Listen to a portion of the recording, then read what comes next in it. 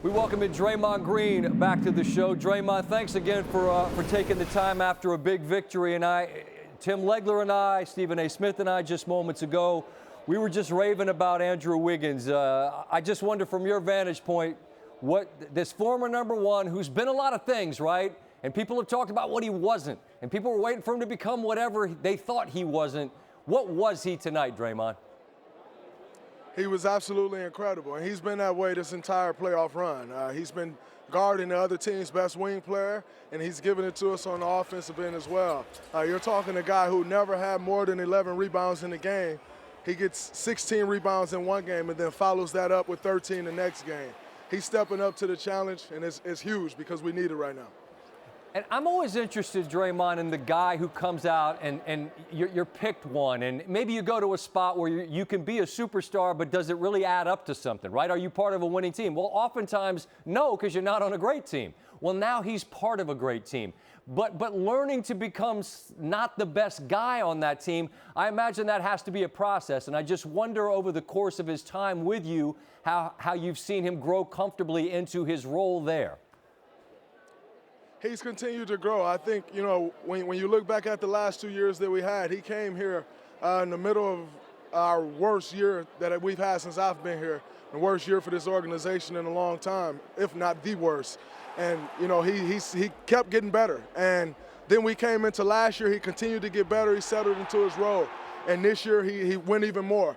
Defensively, he's taking on that challenge every game. He's moving the ball. He's cutting without the ball. He's offensive rebounding.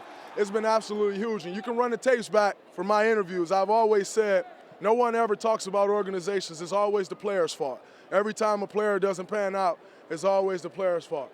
He's showing that it wasn't him, and it's huge for us, and we need that for one more win.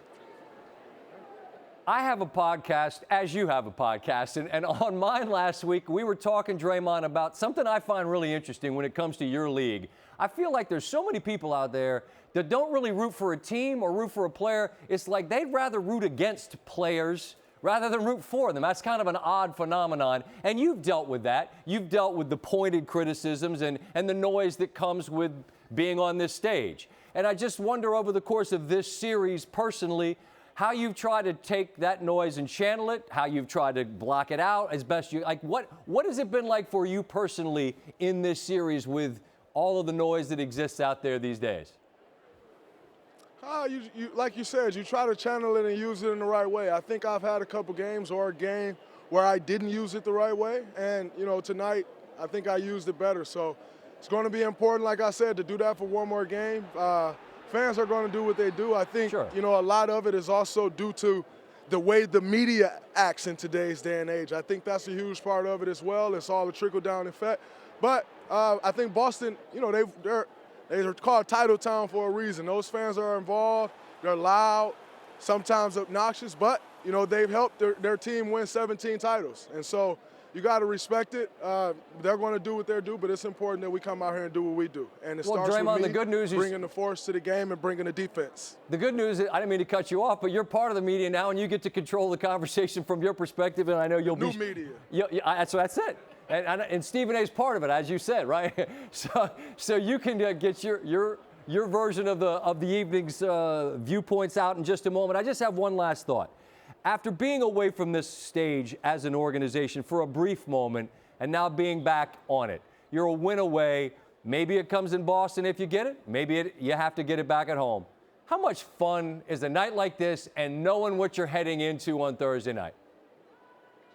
It's a lot of fun. You want to be on this stage. As a competitor, this is what you work for, to get to this stage and try to play your best, take home a championship. We're one win away, but it's going to be the toughest win yet, and we understand that. So we got to go in with our hard hats, expect everything, expect them to come out punching, and be ready to take that punch and respond. I think we did that tonight in the third quarter where they came out throwing blows. We settled in, we took the punch, and then we responded, so that was huge. And by the way, go watch the Draymond Green show. I said Stephen A. sometimes act like the new media. Sometimes he doesn't. That's on you, but, nonetheless, don't just lump me in with media, baby. It's the new media. Understood. Hey, listen, it's a content-based world, and you're kind to share some of yours with me here on our show, and I know people will be checking you out a bit later. As always, your time's appreciated, Draymond. Thank you.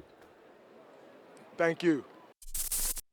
Thanks for watching ESPN on YouTube. For live streaming sports and premium content, subscribe to ESPN+.